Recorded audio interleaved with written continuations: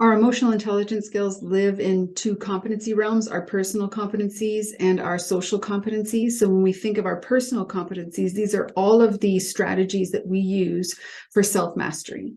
A really powerful strategy is transition space. When we move from one task, one event, one circumstance, one interaction to another, and how we use that transition space to ensure that we are not taking with us any lingering emotions from the previous experiences.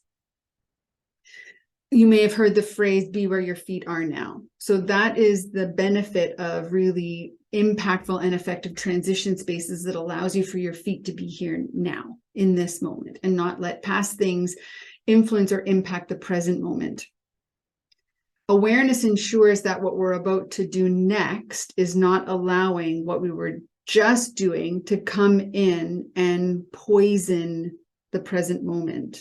Now, transitions can be seconds, minutes, hours, days, weeks.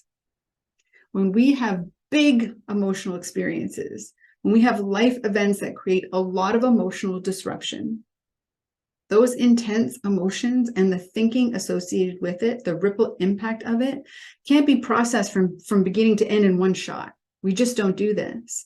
You are likely very well aware that you don't do that either, because it's too emotionally exhausting. It's too mentally exhausting. It's too physically exhausting. And so what do? We allow ourselves to come into it and out of it, and into it and out of it. Sometimes we'll call this compartmentalizing. When we're out of it, we're not thinking or giving ourselves permission to feel those emotions or to think about the big event that occurred. But when we're in it, we are giving ourselves the time and space to do that.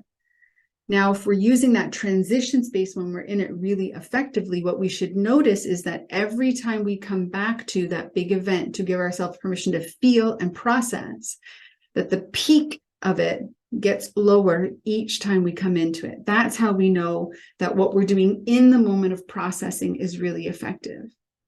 If, when we come back to it, we keep amplifying emotions, then what we are needing to recognize is when we are in it, we're actually not processing effectively.